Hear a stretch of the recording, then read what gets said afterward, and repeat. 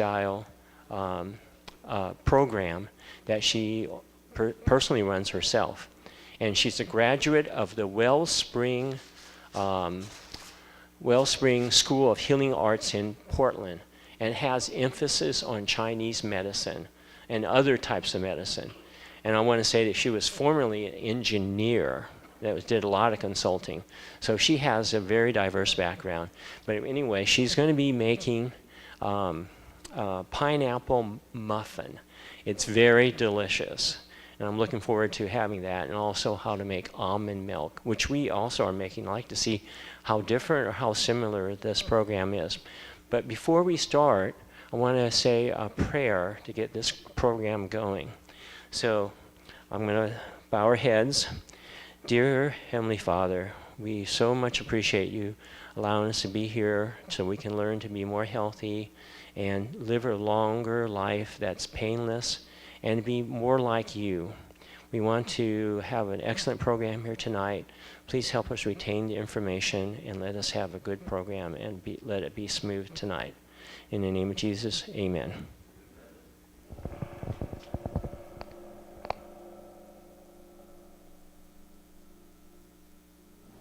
So I've never worn one of these, so that makes sense. Does everybody hear me okay? Yeah. Yay! All right, so I was informed that our focus tonight is on men's health and pain management, so I wanted to do recipes that are wildly simple. And I think it's pretty cool that Gordon and they have done the almond milk before, because it's so easy to make and it's so cost effective and so delicious. Anyhow, so men's health from that perspective, and the pain management. So I'm focusing on the whole body support, and this kind of gets into a little bit of the Chinese medicine aspects. So the ingredients we're using supports nourishment and increases vitality, and supports circulation and moistening of the body fluid. So it gets the whole body moving and connected more. So we'll first start with, we're going to go back and forth between the pineapple oat muffins because they need to sit for a little bit, and so does the almond milk. So we'll kind of go back and forth between those. And we set, first off, just the oven, we set the oven at 375 because we have a convection oven here. If you don't have a convection oven, you just use the 400 degrees. And we're making them as mini muffins, but you can also make them in a 9x9 pan, which is this guy right here. Most people have either one of these guys. You can also use the larger muffins. With the 9x9 pan, you can use parchment paper if you like to prevent it from sticking. I personally use butter and or coconut oil to put on the edges. And both of those are really good for your body. Coconut oil is antimicrobial, and the butter has some really good nutrients that help with the body as well. So do I have any volunteers that were willing to help with that? Thank you. Come on up. I may have squared away some volunteers beforehand just to make sure. So we're going to start with the oat muffins. And I'm going to have you dump, because it's that simple. So first we start with 3 cups of oats. I use the organic sprouted oats, and we're going to dump them into this guy. That's 3 cups here? Yep, I already measured them, so it's real easy. And I'll get this guy going. And then it's 1 container. This is 23 ounces. So it's anywhere between, the packages have different measurements in 23 or 24 ounces. There you go. You can try to get the rest of that off. And I drained the pineapple a little bit. That's what this is here for. I pre-made these last night, so we have some immediately following this conversation today. And they took a little bit longer to cook because there was a lot of moisture in the pineapple, that version of pineapple. I think every label is a little bit different, so you'll just have to play it by ear as you make them. So I drained a little bit of the pineapple juice off, and we'll see how it's doing once Brian stirs everything all up. And we may add some more. And then another thing we did, it calls for tart cherries. I use cherries that don't have sugar on them. Neither of these recipes have added sugar. It's all, go ahead and dump the pineapple in. So it's a 20-ounce can of pineapple, crushed pineapple. I've used pineapple tidbits as well. Either one works. With the mini muffins, the crushed pineapple is a little bit easier because they're smaller pieces. And same with the tart cherries. Since we're doing the mini muffins, I did slice them a little bit. If you're doing the 9x9 pan, you can leave them whole because you have a little bit more surface area there. And you can dump those in. And I will grind the nuts. And it's a 1/4 cup of walnuts. You can really use any kind of nut you want. I'm going to let you finish that then. It's a 1/4 cup of walnuts. You can use pecans. We've used either one. I don't know. Do you have a preference, Steve, on whether pecans or walnuts? I'm a pecan. Pecans are a lot sweeter. And then we have cinnamon and pumpkin spice. Whoops, sorry. And I'm going to have you do those as well. I'm going to just get these out of the way. So it's 1 tablespoon of both. And while you do those, I'm going to do the 1 tablespoon of cinnamon and the pumpkin spice. Okay. And then we get to stir everything together. And I think it says, what does the recipe say? 2 teaspoons of vanilla? Yes. Okay. The dynamic duo up here. Whoops. About 2 teaspoons. And then what does it say for the maple syrup? 1/4 cup? 2 tablespoons? Okay.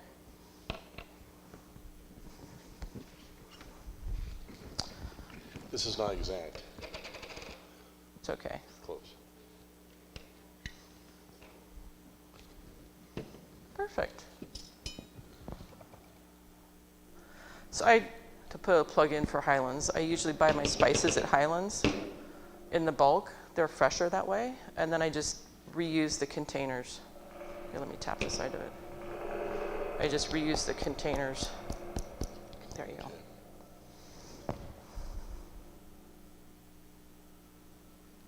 Perfect.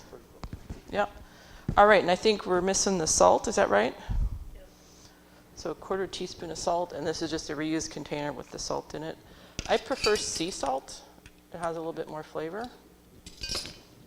Stir away. Okay. And while he stirs, does anyone want to help with the almond milk? Anybody? Lewis's game. So I put these here just for reference. So we soak a cup of walnuts overnight or up to 24 hours. So this is about 24 hours. And you'll see they've increased in size a little bit, but a lot of the, so the reason you soak it, it's easier to blend, but then it also, there's phytates that some people have issues with phytates on the nuts and grains and that. So it helps to remove those.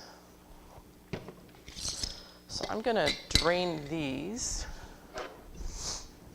And for simplicity here, I just used a sprouter lid. I'll let you drain. And we'll fill it up one more time just to kind of rinse it out really good. How's that looking? Pretty good. Yeah, I don't think we need any more liquid, do you? I don't think so. I don't know. Do you want to walk around with that? Because it smells really good. Let people sniff it. I like to smell things as I cook. There you go. Just shake it one more time.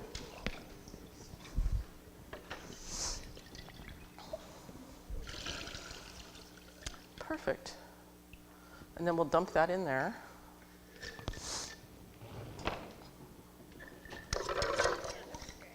And then I pre-measured the water. So you put a cup of almonds soaked with 4 cups of water. Have you used a Vitamix before? What? Have you used a Vitamix before? No. Put that guy on. Make sure put that on, yeah. Yeah, and I always put my hand on the top, Okay. just in case. I'll get away from it. Then you can turn it up a little bit. Turn this guy up. So can somebody time 1 minute?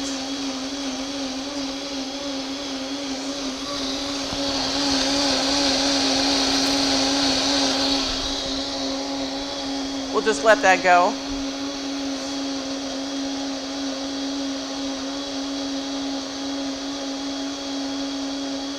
Good job.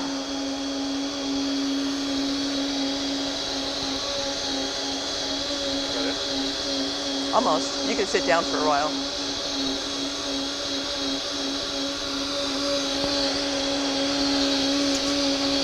How are we doing on time?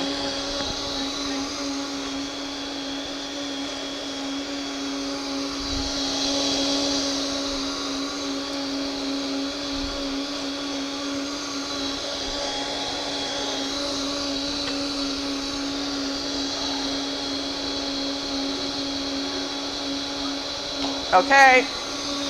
Let's turn it off. Put it that way. All right. So we do it for 1 minute because the blades are pretty fast. It gets pretty warm. So we just want it to sit for a little bit while we go back to this. You can just leave it there. And I'll ask you to come back in just a minute. So we wanted this to sit so the moisture gets absorbed into the oats. And now we'll add in, you'll come up next, not now.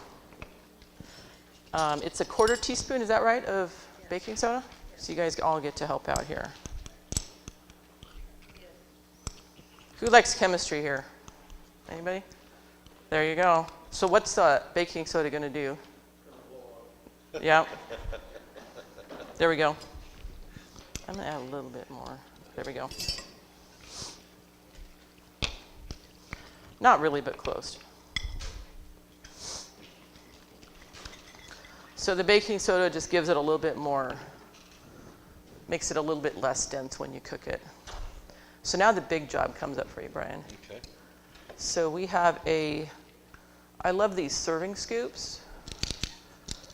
So you just take a scoop and put it in there.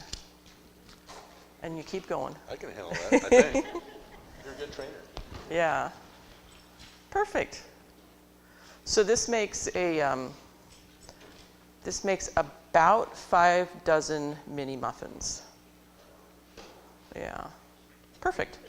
Okay, so it's been about a minute. So Lewis gets to come back. Where is he?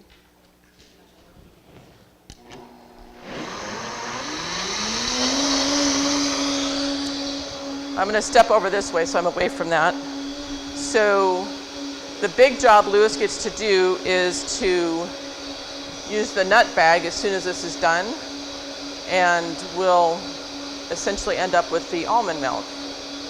And once we're done here, we'll have some Q&A, but in the back we have some that are cooling right now that has a plain almond milk. Can you go over there and stand next to me because I can't hear you over Oh, here. you can't? Okay.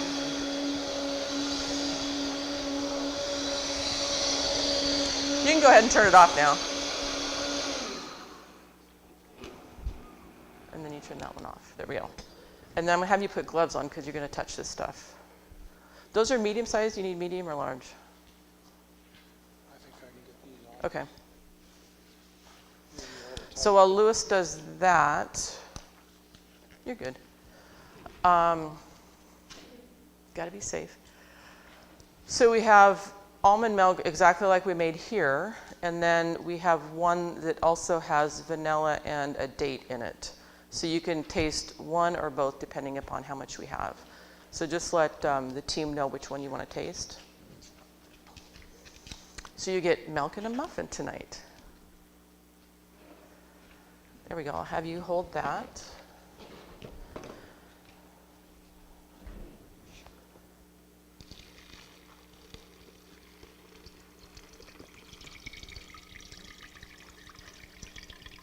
There we go. And the way I do it, so this is simply a jelly bag. You can use cheesecloth. Perfect, yep. You want to hold it up a little bit so people can see? That's as easy as what it is. So I did the math, and this is about $1.50 worth of ingredients, which is fairly inexpensive. It's the same quantity as this container, which is about $5 at Safeway. So it's really cost effective to use. And I think it tastes a lot better. And you end up with, anyone who wants to come by afterwards, you can see the almond meal you end up with. Depending on how much you squeeze out, it's pretty dry, pretty dense. And I have a recipe on my website that you can use this almond meal along with purchased almond meal. You don't want to use, it has a good a ratio there that you can make almond meal muffins, which are really tasty too. How you doing, Brian? Almost 2 done. Excellent. I did wash my hands before doing this. Thanks for letting people know. I'll move that one over. All right, how's that going, Louis? Good. Yeah, you're I done. didn't get much out of it. You're done.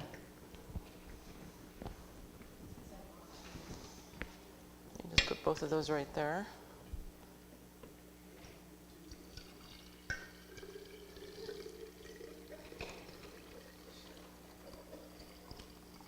You guys are fast. I did this at home and it took me almost 20 minutes with the 2 of them. So there you go. Isn't that pretty? All right, well, we finish up these. Do you guys have any questions? How does this compare with you guys making almond milk at home? I was going to ask you a few questions about that. Is there a preference for raw onions or roasted onions? Or not onions, sorry, almonds. You can sit down if you want to. Yeah. Liz. So do you use raw almonds or roasted almonds? Is there a preference? I use raw almonds, but to be honest with you, I messed up the other day when I made the one that's in the fridge and I used roasted. So it really doesn't taste that much different. The roasted one has the dates and vanilla in it, and it's a little bit different color and maybe tastes a little toastier, but it still works. But I usually use raw almonds. Raw. Okay. Yeah. So do we. We use raw almonds, and it seems to help. And sometimes we add a pinch of salt. And I don't know, do you do that too? I've done that too. Yeah. And you can also make it with other nuts. We've used cashews, we've used macadamia nuts. I haven't done pistachios, but I've heard people like that. Really like It'd be that, green, kind of a pretty color. Yeah. Okay. It holds up really well, meaning it'll last a week in the refrigerator and be great. Yeah, we finish usually 1 cup in actually 2 servings, or 2 mornings. Easier for 2 mornings. Yeah. Excellent. Do you have any use for the raw or the fiber or the bulk? Yeah, so I have a recipe on the website where you can make almond muffins Oh wow. that uses this, and then it also complements it with purchased almond meal. So you have the moister almond pulp and then the drier almond meal, and you can mix those together, and it makes a nice muffin. Yeah. All right. Passing around the food. That's good. Aren't those yummy? So what do you guys think of it? I love oats. Yeah. I was going to hit some of the nutritional information on there. So the oats and cherries increases vitality, or the fire for life, supports circulation and metabolism, nourishes the blood, which in turn provides nourishment and moisture to the body's tissues. We avoided sugar in all of this, and as you can taste it, it's fairly sweet. Yeah. I like the cherries. You can also use fresh cranberries. You can switch it up by season. You could really use any additional fruit in there that you might like. The cinnamon, you already had the pineapple conversation in there, in the handout, but cinnamon supports movement wherever you need it in your body. Movement of phlegm, movement of, if you're congested, it supports that effort. Is there a difference in the trays of the almond milk, Becky? This one is the plain, Okay. and then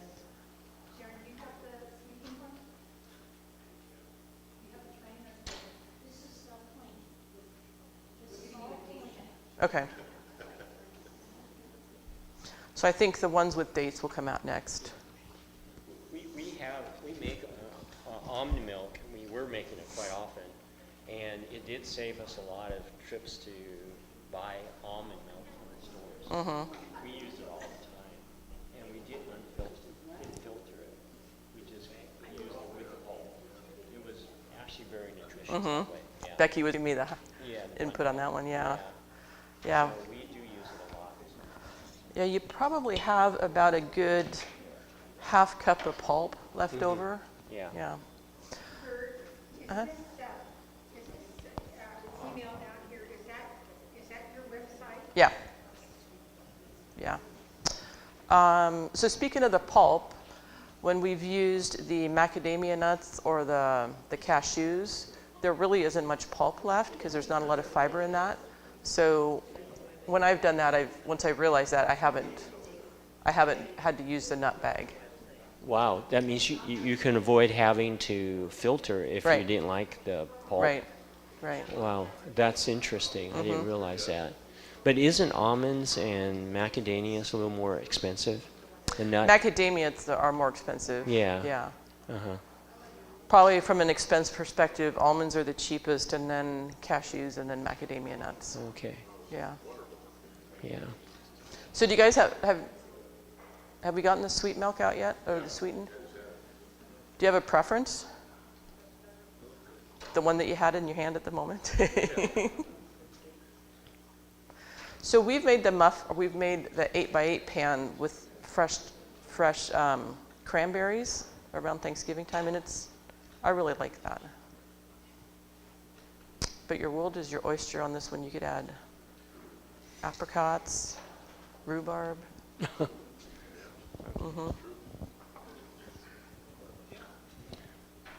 Any other questions? All right. We want to thank Bert for this demonstration and showing us how to make this delicious oat pineapple muffins and almond milk. It is very practical, and this is a way of getting nutrition and having something delicious to eat. And so let's give her a hand, a warm hand for that. Thank you, Bert. There was more? Okay, great. Okay, so at this point in time, I'd like to switch over to up here. So I'm going to have you switch the chairs over and come up close up here to the front.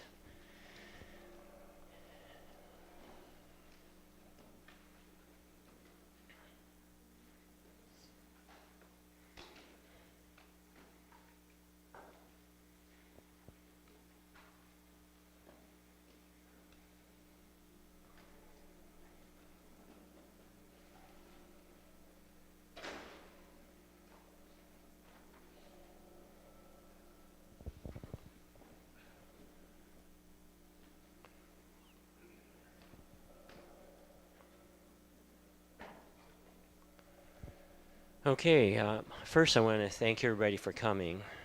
I feel that this really does make a difference in keeping people healthy and pain-free, and I think it helps makes your life better. And today's topic today is pain management. And I have my friend, Dr. John Groner, who's what we call pain management. Has anybody been to a pain management doctor? Okay, yeah, I agree. That's right. Pain management is an upcoming field, and Dr. Groner has completed a residency in or physical medicine rehab, and he's board certified in it. And he also did a fellowship at the University of Pittsburgh for pain management. And he's got a practice called Revitalize Spine and Sports Care in Kennewick at the Synergy Building. And he's taken care of a number of my patients. I mean, I get reports about him taking care of them and treating them well and finding solutions to their problems. And so I really wanted to make sure he had a chance to talk. People tell me They all have pain. I don't know how many people don't have pain. I was going to ask if you want to raise your hand, how many people have pain? Okay. Yeah, I do too. I have pain, and it'd be mainly on pain, low back pain and neck pain. And so I'm going to, at this point, turn it over to Dr. Groner. I can demonstrate on you. Okay. Okay. How are you? I'm Dr. Groner. Can you guys hear me? So, you know, the funny thing about when people come from different countries over to the United States, my last name is here in the United States is pronounced Groner. There's an E missing from after that O, so it's a Dutch name. So in the Netherlands, it's pronounced Hrona, and it means greener. But when I get so in the old country, I'm greener, and here I'm just a Groner, which is perfect for a pain doctor, I think. So I don't like to call myself a pain doctor. I actually like to. I'm a physiatrist. It's what Gordon mentioned. Most people on the West Coast don't know what a physiatrist is. In the Midwest and the East Coast, we're pretty popular, and it's because we have a training in a little bit of everything. So we have training in orthopedics, but I'm not as good as Dr. C, so he's going to know more orthopedics than me. But we're trained in inpatient, post-op ortho care, and we're trained in sports medicine. But we're also trained in neurology. So, and I did my internship in internal medicine, so I know all the medical side too. So what patients don't realize is how we as doctors are trained. So whenever you tell us anything, if you put an X on the back, well, it just seems pretty obvious to most people, you just have back pain. And if it goes down your leg, you obviously have sciatica. But the reality is not nearly as easy as that. When you have back pain, what I'm going to show you today, there's dozens of causes for back pain. And when you have pain shooting down your leg, I can't tell you how many times patients have been sent to me for an injection in their back. And there's pain that goes from their back all the way down the back of their thigh and leg. And the patient comes to me and they looked on Google and they said, "Hey doc, I looked on Google and I have a pinched nerve, and I went to my primary doc, and that primary doc says, oh yeah, you have a pinched nerve." So they got an MRI, and the MRI shows all sorts of stuff, arthritis, bulging discs, all sorts of bad stuff. So when the patient comes to me, the expectation is that, hey, I have a pinched nerve in my back and I want an injection. And I can't tell you how many times when the patient comes in for that injection, they don't actually have a bad back. So patients often say, well, my imaging shows X. But what patients, again, don't realize is that there is zero correlation between patient symptoms and imaging findings. And correlation, anyone that's taken statistics, correlation is just a bunch of ones and negative ones. If it's a perfect correlation, it's a 1. If it's a negative correlation, it's a negative 1. So in radiology literature, when it comes to patient symptoms and imaging findings, the correlation is a 0. So that means half the time it's perfectly correlated and half the time it's not. So I have an example. I think, Dawn, you mentioned that you'd like me to use some examples. So I have a good friend from church. When I was brand new to the Tri-Cities, she and I didn't know each other very well, and I was a lot younger than I was now. So she came to me with pain coming from her back all the way down to her calf on the right. And again, she was that person I told you about. She Googled it and found that she had a pinched nerve, and she went to her primary doc. He said he had a pinched nerve. He ordered the MRI, and sure enough, there's all sorts of stuff. So that seemed to confirm. Except when I examined her, I did a neurologic exam. She had no weakness whatsoever. She had no numbness. Her reflexes were fine. Neurologically, she was completely intact. Even though she had horrible looking discs, she had dried out shrunken discs, she had bulging discs that looked like they were touching the nerves, but yet there was no neurologic findings. So I then examined her hip. And the reason is, again, in the medical world, there's differentials, the things that it could be. So when I examined her hip, she had reduced range of motion and severe pain. I said, I almost said her name, ma'am, you have, I don't think you have a bad back. I can't find anything wrong neurologically, but you sure have a bad right hip. Years later, once we became friends, because we went to church long enough, she told me, you know what, John, I thought you were an idiot that day.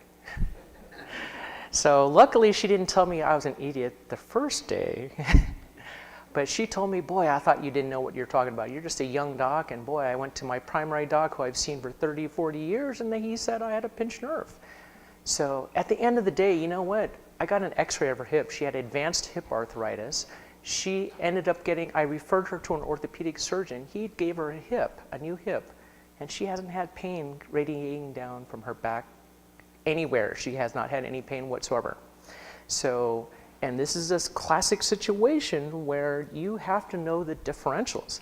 So if you go to a pain doc that doesn't know how to do orthopedics, they're not going to know the differentials for orthopedics. And you're much better at this, Gordon, in explaining things in non-medical terms. Differentials are all the things it could be. So, like I said, that pain that goes down the leg, it could be from the back, but it could be from a hip, it could be from a knee. There's another patient that I saw.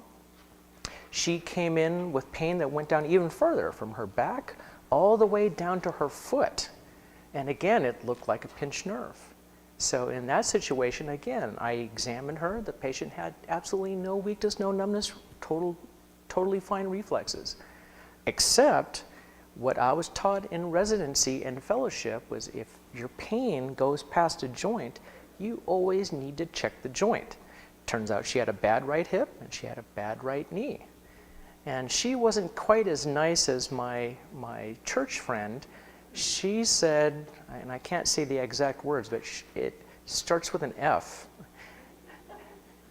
You are an idiot. That's literally what she told me. So I fired her on the spot, but I says, you know what, I am so convinced that your horrible pain is due to your hip and your knee. Even though I just fired you, I'm going to give you an x-ray for your hip and your knee anyway. I says, please get this done and take it back to your primary doc, and I think you're probably going to end up needing surgery for your hip and your knee based upon today's physical exam. And she says, I am absolutely not going to do that. What a waste of time. This is obviously, I have a pinched nerve. You know what? I was so convinced, this is the only time I've ever done this. I said, I will make you a deal. I said, if I'm wrong, I'll pay for your imaging. So I wrote her a note, an IOU, said, Dr. Groner will pay for your imaging if you don't have any knee pathology or hip pathology. She had to have right hip surgery and right knee surgery. So I really like my orthopedic colleagues. So, but you know, if you don't know the differentials, how will you know? So here's another example. When I do epidurals, so I do back and neck injections, I do joint injections, I use a lot of physical therapy, chiropractics, I use the whole gamut. I send patients to the surgeon, both orthopedic and neurosurgeons. When I do an epidural, about 65 to 70% of my patients, I know this is not good for my reputation, but it's true. When I do an epidural, probably about 65 to 70% of the patients come back and they said, Doc, I still hurt. I said, well, that's disappointing. Does the pain still shoot down your leg? Does the pain shoot down your arm? They're like, well, no, the pain doesn't shoot down my legs anymore. The numbness and tingling is gone. I think my weakness is better. But I'm like, well, let's examine you and see. So the vast majority of the time when I do that physical exam post-procedure, the weakness is gone, the numbness is gone. If that's the case, the injection will work even if they still have pain. Because most of the patients with a true back problem have muscle pain. Because the nerves, they innervate the skin, they innervate the fat, they innervate the muscles, they innervate everything. So in fact, the bone of your hip is innervated by the L5 nerve root. So when you have a L5 pinched nerve, people often have hip pain.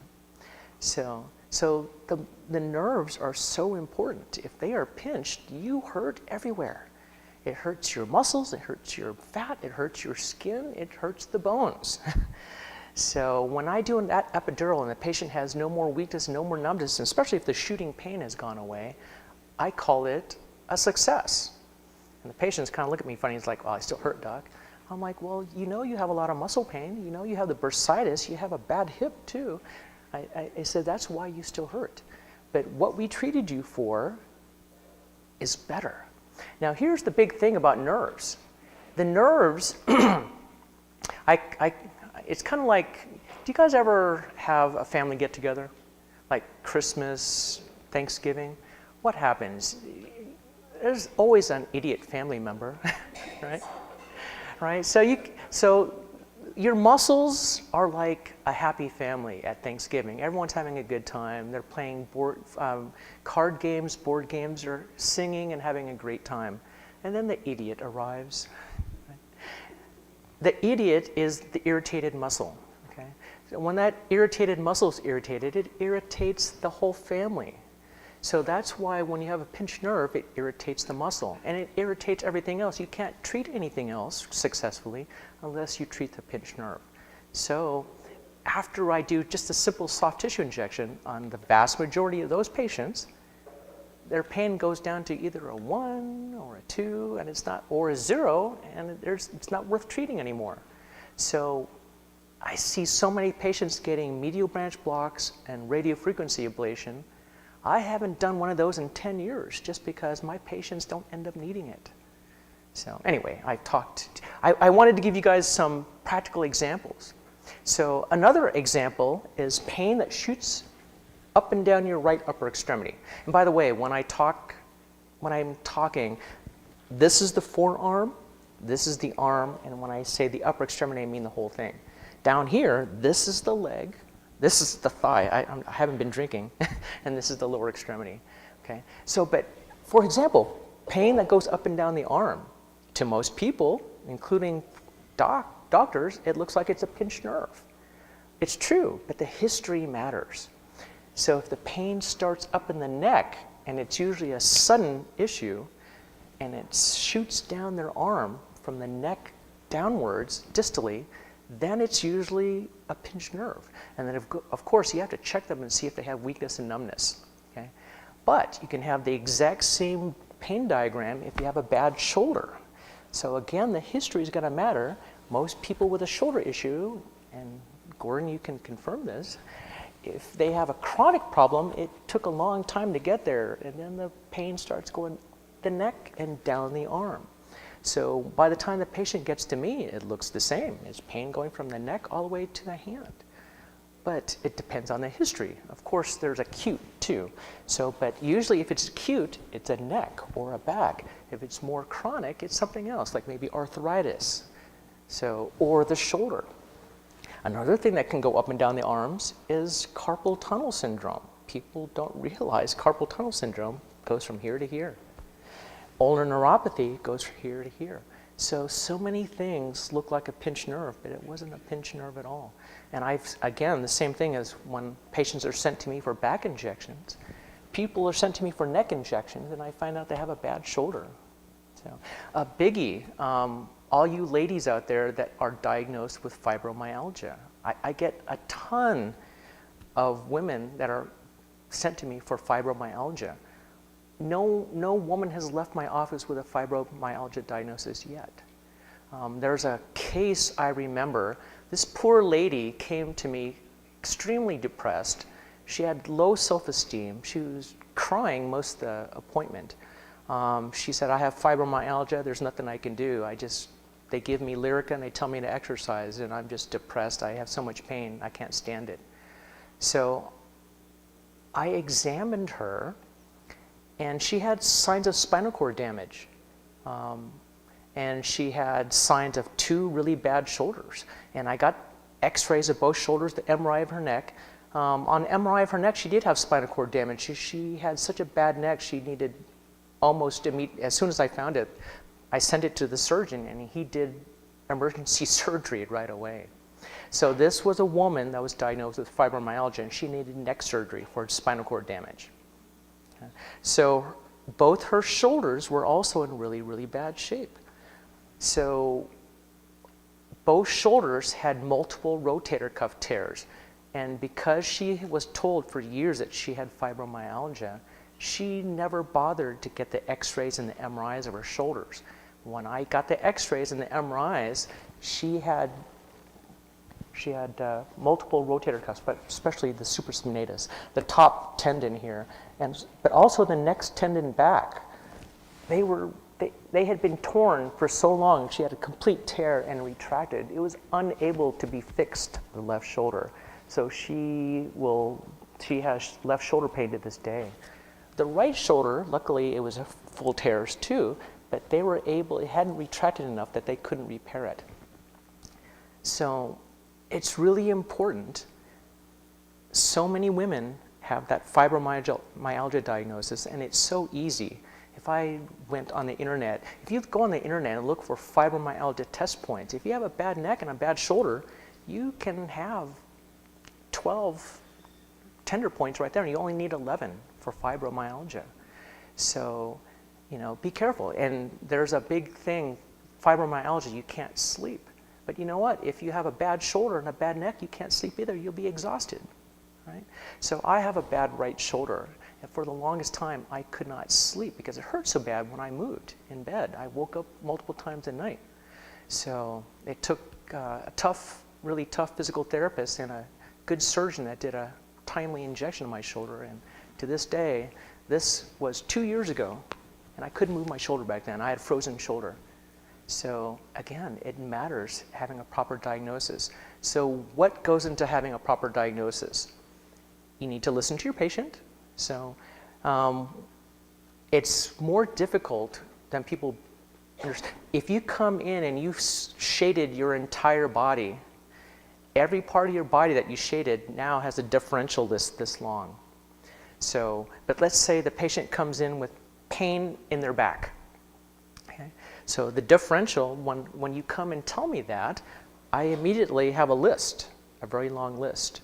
And then based upon the history that I ask of you, I start paring it down. I eliminate this one. I start putting this one up toward the top.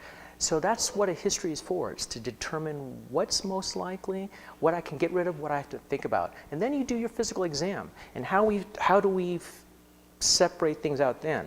We take the most likely, the moderate likelihood, and the least likely, like unicorns. Okay? It makes us look smart because it's almost always the most likely. But there's also the moderate likelihood and way down at the bottom. You need someone that knows how to do an orthopedic exam. You need someone that knows how to do a neurologic exam. And you need to know someone that knows the differential for the orthopedics and the nervous system issues. It's super important. If you don't know what's wrong, how do you treat it?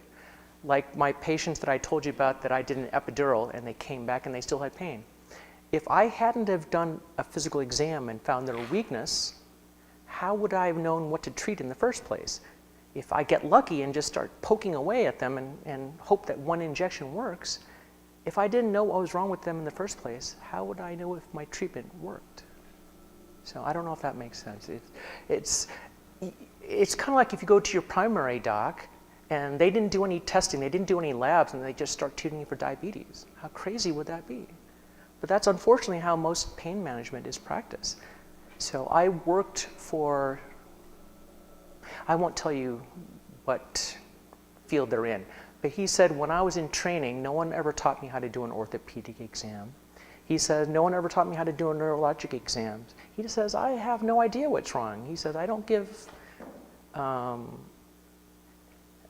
with glass, a rat's patootie, what's wrong with patients. It's a true story. I hate to say that, but he says he doesn't care what's wrong. He says if a patient comes in with pain, he can justify doing every procedure he knows how to do. And if the patient doesn't get better, they send it to the PA to give them opiates. But I was lucky. I was trained by some really ethical, good, smart people, way smarter than me. And they taught me the differentials for all these different things. So I was very lucky that I went to my residency and my fellowship. But it seems pretty obvious to tell people you can't treat something unless you know what's wrong. And I can't emphasize that enough. And by the way, I love that food presentation because people have no idea the things that we eat cause us to have inflammation. By the way, stress causes inflammation. Lack of sleep, it's all bad for us. I love red meat, but I have to admit to myself, it's pro-inflammatory. We're talking about beef, we're talking about pork. You know, the processed meat, and I love it. I love pastrami, I love all these, you know, I love to go to Subway and have pastrami, and I love my pizzas with all the sausage and the pepperoni, but that's really bad for me and for you guys. It's very inflammatory.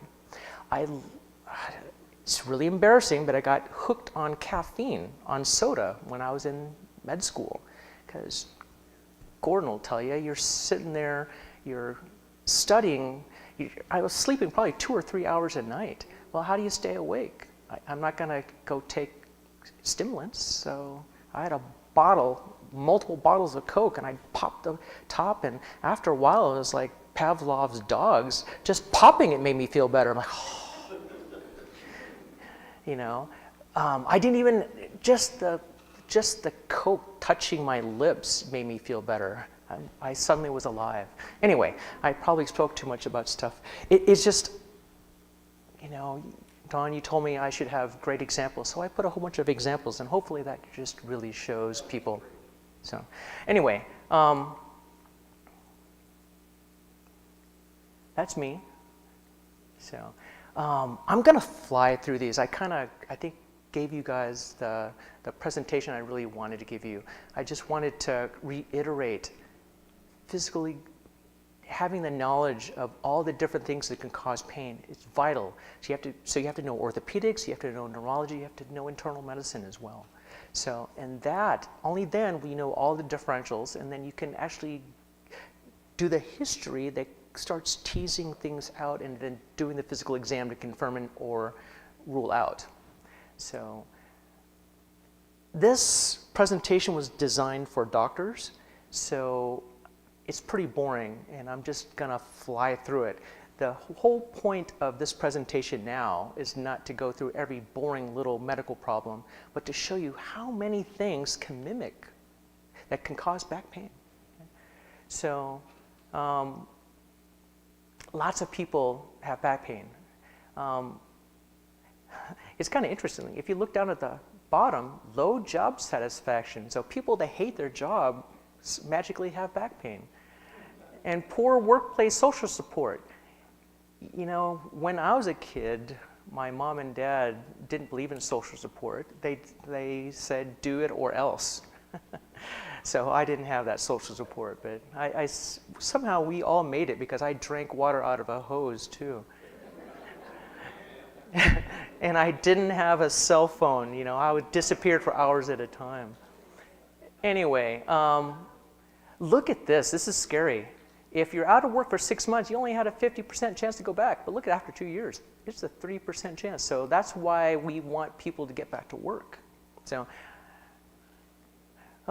economic cost. So younger age, it's the heavy labor guys. Okay. So after 60, it's women, and both men and women, it increases with age for obvious reasons. Okay. So do you guys ever wonder why we age and why healthy food and healthy living is so important? Our DNA degrades. So like my skin, the older I get, all my plump, really nice skin is not so plump and not so nice anymore. Do you ever wonder why that is? Because our DNA gets damaged over time, and our body doesn't repair it as well anymore. So over time, my DNA is not making as much collagen, and the collagen it does make is inferior to what I had when I was in my teens and 20s and 30s.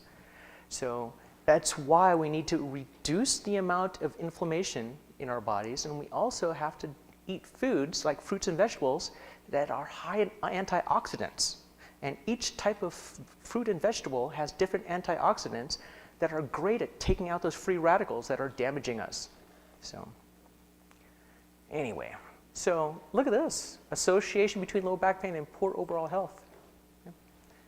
So predisposition to low back pain. Well, obesity is a big one, but you know what? I take care of really thin MMA fighters and weightlifters too. So you could be thin, skinny, and in great shape and still have back pain. But yes, obesity is predisposition. Low level of physical activity. In the old days, remember when we had bed rest? Doctors told us, hey, go lay in bed. But that's bad. Don't do that. So poor strength and flexibility, heavy labor in certain sports, such as wrestling and gymnastics. Two of the main, what kind of time do I have left, guys? But gymnasts, female gymnasts and female cheerleaders, they fracture their back a lot. So that a lot of times girls that are gymnasts or cheerleaders, if they start having low back pain in high school or college, check them for a fracture. So, and then men actually have more what's called pars fractures than women. It's a fracture in the back of their back, but it's the linemen. So all you guys that know offensive line, defensive line, it's because they're 300-pound behemoths smashing into each other and they're breaking their back. So, all right, pain-causing structures. What is this? That's your disc. Facet joints. If you guys wonder, this is your disc. The facet joints are these things. It's kind of interesting. We are, as human beings, are kind of a walking tripod. So the front is the disc bone, and then the back is this. So we're walking around like this. So that is what's holding up all of our weight. So what else? The muscles can hurt. So the bones, if you take a needle and poke the bone, it hurts. So believe it or not, bone's not dead, it's a living tissue. So the nerve roots, so here's a fake disc bulge. This thing is coming out, and that's the poor nerve is in the back. So if the disc comes out, it squashes the nerve and causes damage. So our nerves are like hot dogs with a hot dog bun. So this is our nerve. It's wrapped by a sheath of fat called myelin. So what happens when you have a disc bulge, it's rubbing against something that's harder than the bun. So fat rubbing against the disc is going to win, and this is going to get damaged. And when it knocks that out, now you have damage to the sheath, and the nerve is going to misfire. Okay? And then eventually, when that protective sheath has been damaged, now your nerve is just rubbing against the disc itself, and you can actually have axonal damage to the nerve. And that is why people have pain. So ligaments can hurt, the SI joints. So these are all structures that can hurt. All right. I think I'm going to try to, this is just some of the stuff I already showed you guys. Okay, so what's the differential? What are all the things that can cause it? Well, there's a whole bunch of mechanical muscle strains, disc bulges, and again, the disc bulge, it's because what happens, the pathophysiology is that the disc hits the nerve and causes damage. So, and when you go to your doctor and they say a disc bulge is just a 180 degree across. You can have a disc bulge and it's insignificant. Just because someone says you have a disc bulge doesn't mean it's actually hitting anything. Okay? And the same thing here, when they talk about a disc herniation, so a disc bulge means something different from a herniation. Herniation means it's going in one spot. Like this is not a disc bulge, that's a disc herniation because it's going in one spot. And there's 3 severities. You have a disc protrusion, means it's sticking out, but it hasn't leaked, hasn't started leaking disc material. You have a disc extrusion, which now there's a crack that goes all the way through and it's leaking inner disc material. And why that's really bad is the inner disc material is very irritating to the nerve, so that will make your pain 10 times worse. And then a sequestration means the whole chunk is broken free and it's running around like an iceberg hitting things. That's really bad. Okay. All right, so what else? the arthritic joints, these joints I showed you earlier, the facet joints, if they get arthritic, they can cause pain. So this spondylolysis means a fracture. This means a shift of the bones. Why do we care? Because if you shift the bones, it stretches the nerves. So what happens is that if the bones align, the canals where the nerve runs all align. But if you have a shift of the bones, it shifts that canal, and that if you bend forward, it can actually go even more. And it's kind of like, do you guys know what a cigar cutter looks like? You stick the cigar in there and it goes slice. That's kind of what happens when your spine moves too much. Your nerves are trying to get through that hole, and it's going to get smushed. All right. All right. Let's go onwards. So these are some, certainly not all, but look how many rheumatologic issues there are. And I'm not going to go through all these. That would take another hour to go through all that stuff. But just look at all the rheumatologic issues. So infections, people have infections in their spine, especially if they take IV drugs. But infections can settle in your spine, and it's really hard to treat because there's no blood supply in the disc. And that whole area, the epidural space, it's just a warm, wet environment, and if a bacteria gets started there, you're in trouble. So infections can cause back pain. Tumors, these are the non-malignant version, but any tumor in your back can cause pain. Now, these are the malignant. These are the ones that you don't want. So you don't want any tumor, but you especially don't want the malignant ones. People with osteoporosis, it hurts. Osteomalacia, hyperparathyroidism, hypo. There's so many things that can cause back pain.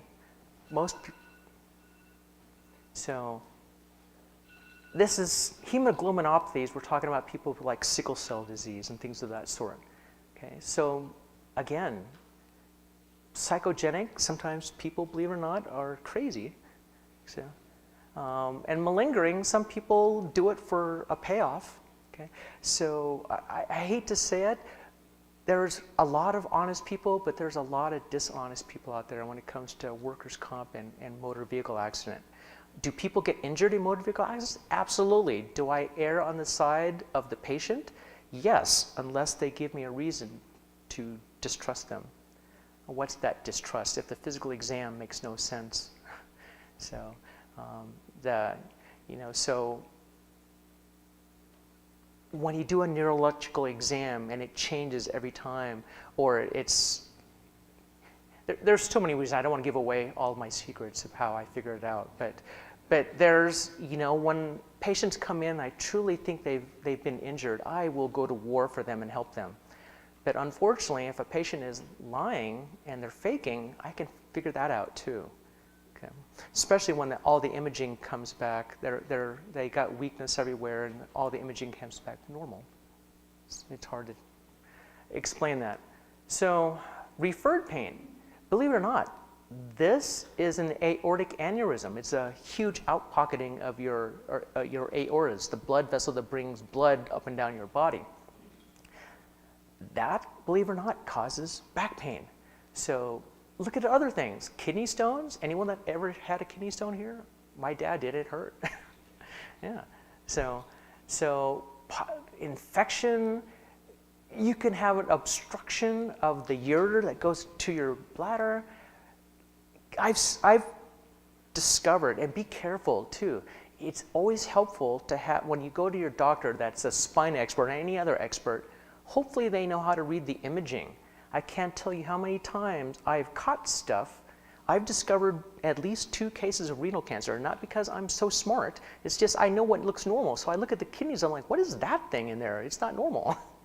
So, and it wasn't on the MRI report. So I call the radiologist and I say, hey, what's this thing in the left kidney? It's not normal. It's not a cyst. It's not a normal looking kidney. It's not the collecting system. What is it?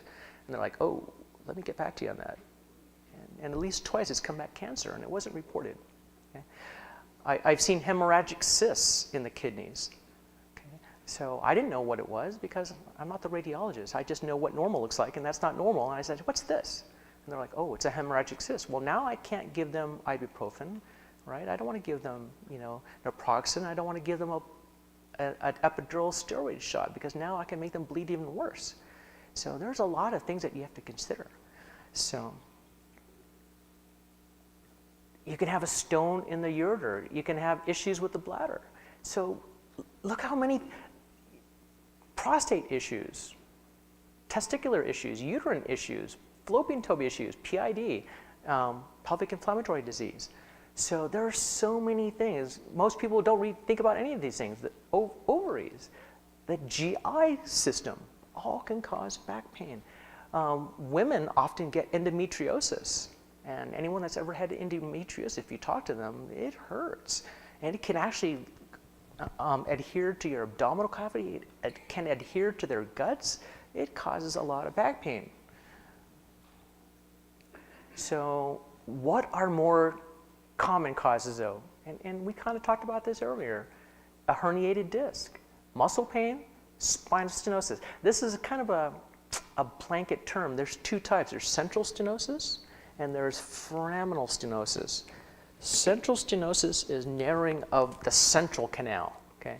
And the classic case is a 70-year-old man or woman that has severe pain when they're walking or standing, and when they go to the grocery store, the only thing that gives them relief is that they bend over and they push the cart. Okay? That's the classic case. The cart's the walker. Yes. So foraminal stenosis, foramen is this hole. Foraminal stenosis means narrowing of this hole. And it could be narrowed by many things. It could be narrowed by the disc. It could be narrowed by a bulging ligament. It could be narrowed by a cyst. There's a whole bunch of reasons. You can have narrowing by arthritis. So, am I over time, guys? I can speak for like another 2 hours on this stuff. You probably don't want me to. So, we talked about this already, the arthritis, unknown. A lot of times there is no known cause. I took this out of a textbook, by the way, so I don't think I've ever been stumped yet. And that's not bragging, it's just I find something. Okay. So, and this again, this is Latin. Just if you can't keep these intact, spondylo means bone, listhesis means a shift. So it's just a fancy word for bone shift. Okay.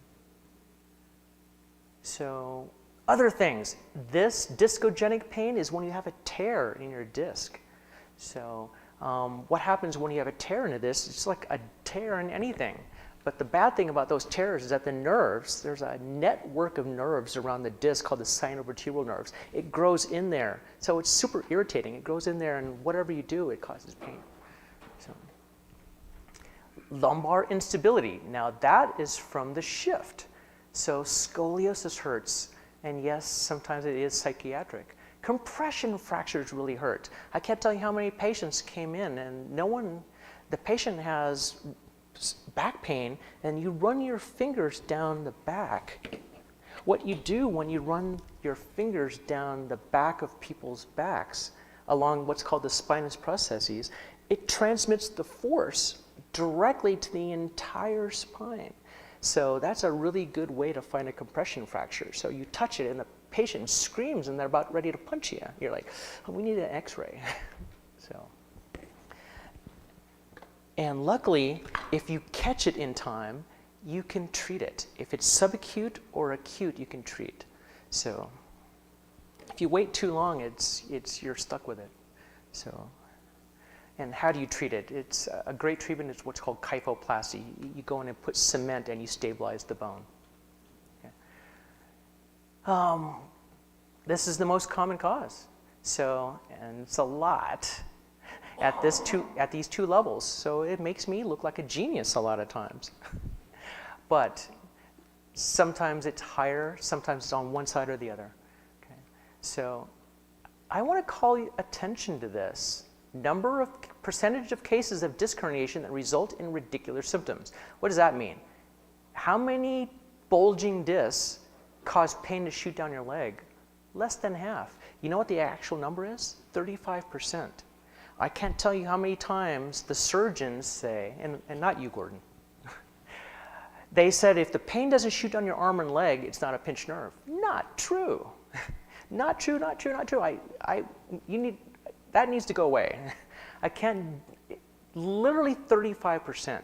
So if you go to a surgeon and you have huge herniated discs, but you don't tell them and it shoots down your arm or your leg, they're going to say, oh, you don't need surgery.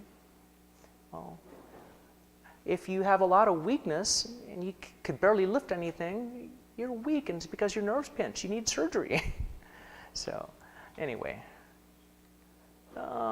here is a herniated disc. Now, if it went all the way across, it would be a disc bulge. Now, that is a herniated disc. And this is why people get called a radiculopathy, a pinched nerve. And what happens usually when a patient comes in, they have weakness first. And the reason why they have weakness first is because the front of the spinal cord is where the motor nerves originate. The sensory nerves are on the back. So guess what gets hit first? The motor nerves. Okay. And Gordon is probably saying, well, there's no spinal cord there, Dr. Groner. That's true. This is in the low lumbar spine. So, but even in a spinal nerve, which is this spot right here, motor nerves are in front, sensory on the back. Right? So here is the poor nerve getting smushed by that thing. And who do you think's winning? And that red is supposed to denote inflammation. Okay. All right, here is an actual herniated disc. So the nerves are trying to pass there, and it's getting hit. Okay. So that's a bulging disc. It's kind of hard to tell just in this view because they had to have looked at another image to know whether it was herniated or bulging. Just in looking at this one view, you can't tell. Okay. All right, how do we diagnose? Everything is kind of like what I told you guys earlier. Listen to your patient, look at their pain diagram, ask them questions, take a good history, go through your differentials, figure out what it could be, what it isn't, do a physical exam to confirm it, and then you get imaging. So in America, we have to see so many patients now. Most doctors don't work for themselves anymore. They work for the hospitals, and they're getting whipped to see 30, 40, 50 patients a day. Well, they don't have time to do a good job. So, in fact, I don't want to say this, but it's probably true. I think American-trained doctors probably have the worst physical exam skills of anywhere in the world. Because in the rest of the world, they actually have to get by without MRIs and CTs. They actually have to figure it out by examining a patient and talking to them. We're like, I don't know what the heck's wrong with you. Go get an MRI. MRI the whole body. Right? I'm going to say that's actually very true. Foreign doctors are very good at physical exam. Physical exam is really It's important. It's ridiculously important. So what we do is over here, we order MRIs and X-rays. Yeah. We do need it. We do. No, please. I didn't mean to say that it's not needed. But it's what happened. And again, the danger, Gordon, is that I brought up earlier to you guys, there's no correlation between MRI findings and patient symptoms. Like I said, my friend that I told you about, her MRI showed all sorts of stuff. She didn't have a back issue, but she had dried out discs, shrunken discs, she had spondylolisthesis, facet arthritis, bulging discs. It showed pinching of the nerves. When I looked at the imaging, I'm like, it shows pinching nerves, but you sure don't have it on physical exam. And it was her hip. The hip replacement made all her pain go away forever. She hasn't had pain going down her leg since. It was all hip. It wasn't the back at all, even though the back showed all sorts of stuff. So if I wouldn't have done the physical exam and find out her hip, I would have done an epidural. I had reason to. I should have. I would have made money. But I didn't. I made the surgeon a lot of money. Not you, Gordon. It wasn't you. So, imaging, whoops, go back. Imaging is supposed to confirm the diagnosis, not make the diagnosis. Like I said, my friend was sent to me. The diagnosis was made by MRI, and it was wrong. So every single patient I see has arthritis, and I told you guys earlier, I haven't treated facet arthritis for 10 years. I haven't done one single RFA. RFA is radiofrequency ablation to destroy the nerves to the joints. You don't need it.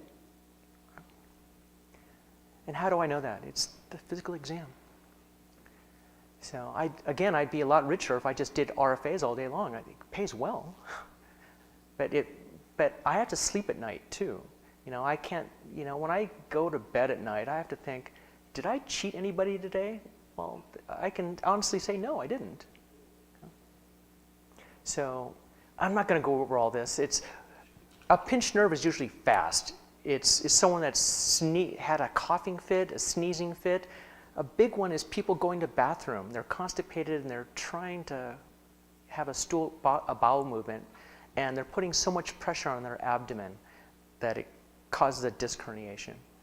So when I'm doing a procedure, I can literally feel through the needle when someone tenses, because it causes pressure that I can feel in the needle.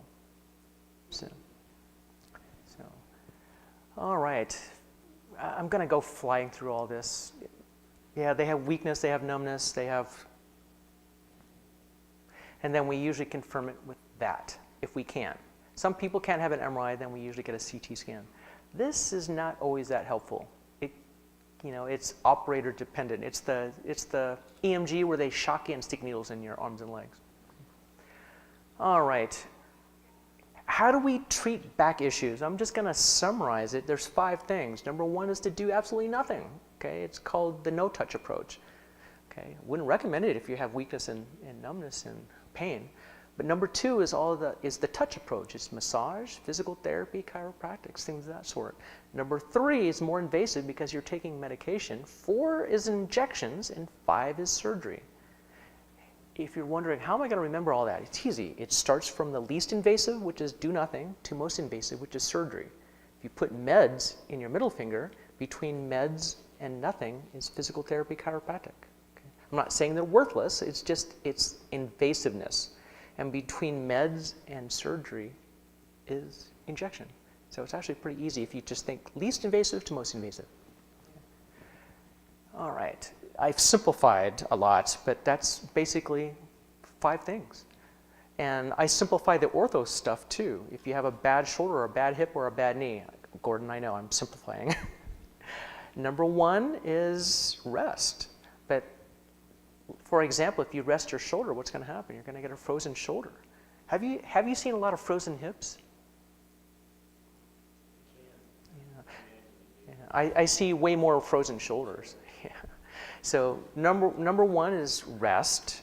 Number 2 is ice. Number 3 is meds. Number 4 is physical therapy. 5 is injection, and 6 is surgery. I know I've really simplified, and it's a little bit different for each ortho issue, but that's a generalization. Okay. So there's a lot of people with muscle pain. Like I said, the patients that I do an epidural on, so many come back and says, I still hurt in my back. That I'm like, wait a minute, all the shooting pain, all the weakness and numbness are all gone, so it worked, right? They're like, well, no, since my back hurts, Or they have bursitis. Oh, by the way, what causes bursitis? It's walking funny. A lot of women have bursitis, right? If their knee hurt, now they walk funny, right? Their hip hurts, they walk funny. So what am I doing? My hips are, there's a band that goes from the top of your hip all the way to your knee. So what happens when I lean side to side? It's rubbing against the hip. Since I'm a guy and I don't have any hips, guys don't get as much bursitis. We can, but it doesn't happen as much. Okay, women, you guys' hips stick out more. It's obvious. I'm not trying to insult anybody. And you guys get bursitis a lot more. You guys sleep on your side. What digs into the bed? Guys get a lot of shoulder bursitis. I know I have bursitis on my shoulder. It's like I lay on my side. I'm like, ow, and then I got to move. All right. So there's a lot of muscle pain. There's a type of issue where your buttock muscle, what's called the piriformis muscle, gets tight. And it could pinch your nerve and it goes all the way down your leg. That's another thing that looks exactly like a pinched nerve. It's simply you had a tight butt muscle. And then now they're going to think you have a pinched nerve and do all sorts of injections on your back. You just had a tight muscle. You needed a little bit of stretching. Okay. I'm going to just fly through all this stuff. Treatment for muscle pain, do nothing or rest. Heat or ice, massage, physical therapy, chiropractics, muscle relaxants, which I do not like, especially the age in here. You get over 65, you start taking all the sedating medications like muscle relaxants, benzodiazepines, that puts you guys at risk. When you fall and break your hip at 65, a lot of folks don't make it. Right? So you got to be careful. So be careful how many sedating meds you're taking. Even Benadryl, you can take Benadryl over the counter. Well, people fall from that stuff. It knocks you out. By the way, if you guys take Benadryl for too long, you get Parkinsonian type symptoms, so be careful. Not everything you see over the counter is safe. All right, so how do you treat it? We went through it really quick. So spinal stenosis, you treat it the same as for the low back. So central stenosis, the injections don't work well for. I'm talking about epidurals. Okay? So if you have a really tight central stenosis, that's the central canal, epidurals don't work well. What it works well for are herniated discs causing narrowing of the side hole. So, all right. This is kind of why it starts getting narrowed. This is from the disc. This is from what's called the ligamentum flavum. Ligamentum flavum is just a ligament on this side of the bone. Okay. So, and you can see it's starting to squish the poor spinal cord. All right. This is arthritis and the reason why you have arthritis is that the disc has shrunk, so the bone has been hitting. Just bone hitting on bone, if you look at MRIs, you'll see that it's really caused bone damage, and it narrows the hole too. Am I out of time? 7:30. Okay, almost out of time. All right, I need to get through this. Arthritis, by the way, arthritis, what's a crazy thing is that when you have arthritis, when it gets really irritated, it can form a cyst. And now you have central stenosis and foraminal stenosis. Remember, foraminal stenosis means the hole over here is pinched, and central stenosis means this whole thing is pinched. So arthritis often causes bulging of the ligament and cyst formation, and that can cause pinched nerves. And it's not even the disc. Okay? Now this is straight arthritis. See that stuff here? Now that's formation of a cyst. All right. How do we find out if you have arthritis? Well, the simple thing is we ask you to bend backwards. And the reason is when you bend backwards, you're squishing those joints that I showed you earlier, right? You're applying pressure. So if you have arthritis, it should hurt. And another thing we do to see if it's right or left-sided, if we think it's on your left, we tell you to turn and extend. That should hurt the left side.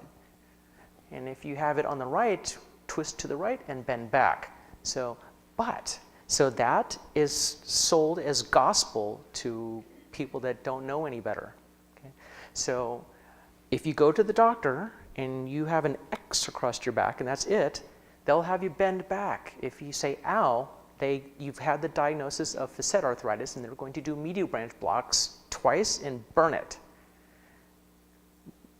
There's a way to cheat that you can make sure it turns out positive. Probably, maybe I shouldn't tell you that. I don't do that, just so you know. Okay? So like I said, I haven't done one of those in 10 years, so I don't do that. But there's a way to cheat. So what else can hurt when you bend backwards? If you have a shift of the bones in the back, that'll hurt. If you have a tear in your disc, that'll hurt. If you have SI joint pain, it'll hurt. If you have muscle pain, it'll hurt. If you have a pinched nerve, it'll hurt. If you have that shift that I told you about, the spondylolisthesis, it can slide when you bend back. All those things can cause pain. But if you don't know all the things that can cause that, and you just think, oh, if a patient has an X on their back and they bend backward, it hurts, it must be arthritis. But no, I just told you there's a whole bunch of other causes. Okay. All right, I need to get past this. SI joint. One thing I want to leave you with SI joint, too many patients are diagnosed with SI joint pain. I see it all the time, and patients come into me and they've had burning of the nerves to the SI joint, and I see failure after failure after failure, and it's a painful procedure. If you have such a wide prevalence of pain, and I've seen it go all the way from single digits to 70, 80, 90%. It's crazy. So if all your different studies show such a wide-ranging prevalence, that means no one knows what they're talking about. Does that make sense? So it's too wide-ranging. Almost every patient that I see with a bad back hurts if you push on their SI joints. Well, most people, that's how they diagnose SI. If you touch the SI and it hurts, boom, you got the SI diagnosis. But every single patient that has a radiculopathy, a pinched nerve, and muscle pain has pain there. So if I did all the tests for SI, they'll all be positive. So it's a diagnosis of exclusion. That means it's the last thing you're supposed to think about. Okay, I got to get through here because I want to show you something really interesting. Okay, so this was put up by a neurosurgeon at a conference that I presented at one year. He said that I'm a neurosurgeon. This is going to be a very quick presentation. If the pain goes from here to here, it's an S1 pinched nerve. If it goes from here to here, it's L5, here to here, L4, here to here, L3. Done. So it was quick and to the point. And I didn't know that was his presentation because I got up right after him and I had the same slide. And I said, I'm really sorry to the neurosurgeon, but I'm going to get up and just prove everything you just said. He was pretty shocked. I didn't know that. Anyway, look at this. See that? That's just a piriformis muscle. What does that look like? That. So does the patient have an S1? The neurosurgeon said if it goes from here to here, you have S1 radiculopathy. Well, how does he explain that? He can't. Okay. So if pain goes from here to here, and it's even on the bottom of the foot, this simply could be a pain in your butt. Okay. All right. You know, look at this. That looks like an L5 radiculopathy. It's just the tensor fascia lata. You know, the thing I told you about? You can have bursitis and it can go up and down the side of your... So here, you don't have an L5 pinched nerve. You simply got a pain in your hip. And this is where it's coming from. You can have pain there and it's going all the way down the side. Look at this thing. You know, the rotator cuff muscles, you know, that looks like a million things. Look at this. That looks like an L5 or an S1 radiculopathy too. Radiculopathy means a pinched nerve, guys. I keep using medical terms. But look at this. That's just the psoas muscle. It's a muscle inside your hip. Inside your pelvis. It's the thing that helps you pick up your thigh. And look at that. That looks like an L3, doesn't it? According to Dr. Neurosurgeon Genius. Okay. See that? Look at that. That's an L3, right? According to the neurosurgeon. He said if it's here, it's L3 radiculopathy. Except I showed my audience here. I'm like, that's not an L3, folks. Your muscle hurts. The reason why I showed you this is just muscle stuff that mimics as a pinched nerve, right? So be careful of the surgeon that says if it's this, take his word for it. Many things look the same. That's the problem with the human body. Okay. All right, what else? Look at this, more. This is pain in the gluteus medius. The gluteus medius is this big muscle here. Okay.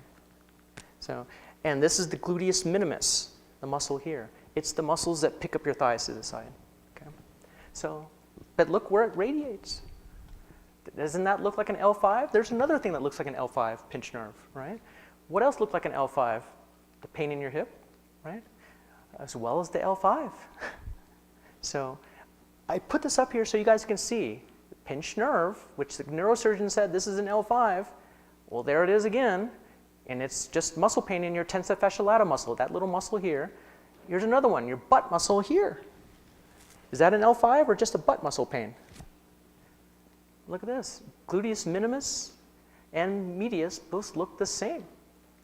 Okay? Look at this. Here's the referral patterns from the facet joint. This could be an L3 as well, right? Remember what the L3 looked like? Right there, in the front of the thigh. Look how many other things cause pain in the front of the thigh. Facet pain. It can look like a hip problem. Right? So I have to think about this, Gordon, when a patient comes up with groin pain. I'm like, could have facet pain, believe it or not. Right? Look at this, in the back, it's going down again. Hey, now it's an L5, right, or an S1. So look at this. Here's SI joint pain. It's in the groin again. Is it hip? Is it facet joint? Is it like an L2 radiculopathy? And it's going down the back too. Goodness, that looks like an S1 again. So, as you can see, the surgeon was getting madder and madder and madder when I was going through this. Okay, that's me. That's my practice. That's not me, I wish. Anyway, do you guys have questions? I'm sorry, I can go on way longer. I tried to speed through it. So. I can tell Dr. Groner really loves this topic. Yes. I mean, he really does. And I have to say there's one thing about this. He's right. You have to do a physical. So when the doctor doesn't do a physical or examine you, he'll never know what's going on. Exactly. And if they don't listen to the story, they won't get it. And I would say, I know Dr. Tan back here would agree with me that you need to do a good, thorough history, which is the story, and the physical exam. And you have to know these differentials, the different things that cause pain. So, and I can tell he really loves doing it. He could go on for 5 hours. I know that. I have way more slides. Yeah. He made me cut them down. Yeah, we had to purge them. We had to go through there looking to cut them back. So we really enjoyed that, his presentation.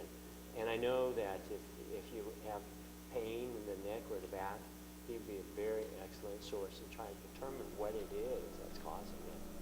But anyway, we're going to close down. But if you want to stay, I know he loves the job so much, his work, that he'll stay here and listen and answer your questions.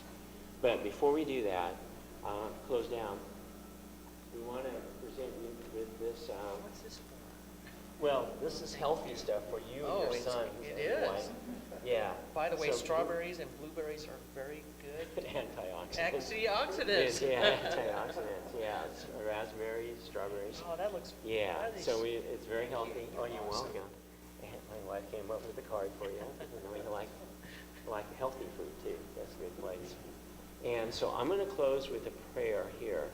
And then if you want to stay and ask questions about pain, he wants to talk about pain, and he'll help explain that to you.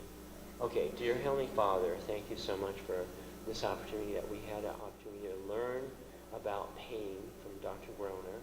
That's what he specializes in, and I know he works very hard at this, and he's very dedicated and diligent in doing this.